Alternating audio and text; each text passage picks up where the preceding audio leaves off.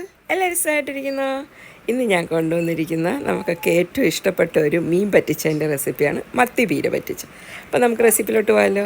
ഇവിടെ ഞാൻ തേങ്ങാപ്പീര 1 കപ്പാണ് എടുത്തിരിക്കുന്നത്. അപ്പോൾ നമ്മുടെ മിക്സിയുടെ ചെറിയ മിക്സിയാണെങ്കിൽ അത് നിറച്ചെടുത്തോ കേട്ടോ.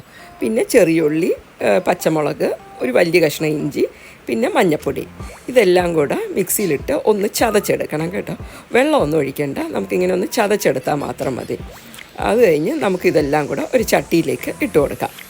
കാരണം ഇതിപ്പോൾ അടുപ്പത്ത് വയ്ക്കേണ്ട, അതിന് മുന്നേ ചെയ്യുന്നതാണ്. കണ്ടത് ഇതുപോലെ ചതച്ചെടുക്കണം കേട്ടോ. അത് കഴിഞ്ഞ് ഞാൻ ഇതിലേക്ക് കുറച്ച് വെള്ളം ചേർക്കുന്നുണ്ട്. പിന്നെ കുറച്ച് കുടംപുളി, ഒരു കുടംപുളി കീറിയിട്ടാൽ മതി. പിന്നെ കറിവേപ്പില, പിന്നെ കുറച്ച് വെളിച്ചെണ്ണ, ഇതെല്ലാം കൂടെ ഇട്ടിട്ട് നല്ല പോലെ ഞെരടണേ. കാരണം അപ്പം ഈ പുളി എല്ലായിടത്തും നമുക്ക് കിട്ടും. അതിനാണ് നമ്മളിങ്ങനെ നല്ല പോലെ ഞെരടിയെടുക്കുന്നത്. ഞാൻ ഉപ്പിട്ടില്ലായിരുന്നു, ഞാൻ ഉപ്പും കൂടെ ഇട്ടതിന് ശേഷം ഒന്നുകൂടെ ഒന്ന് ഞെരടിയെടുക്കുക കേട്ടോ.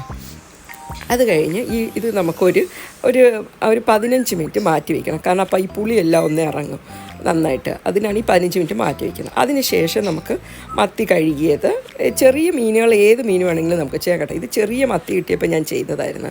എനിക്ക് ഭയങ്കര ഇഷ്ടമായി മത്തി പീര പറ്റിച്ച്. അതുകൊണ്ടാണ് ഞാൻ ചെറിയ മീനൊക്കെ കിട്ടുമ്പോൾ നമ്മൾ ഈ മത്തിയൊക്കെ ഇങ്ങനെ പറ്റിക്കുക. പിന്നെ വറക്കാൻ നല്ല ചെറിയ മീനുകൾ, നല്ല ചെറിയ മീൻ എപ്പോഴും ഡോക്ടേഴ്സ് പറയുന്നത് ഇപ്പോൾ ചെറിയ മീൻ കഴിക്കണമെന്നാണ് എല്ലാവരോടും. അപ്പോൾ ഇത് എന്നിട്ട് ഞാൻ അടുപ്പത്ത് വെച്ചിട്ട് ഒന്ന് അടച്ച് വയ്ക്കുക.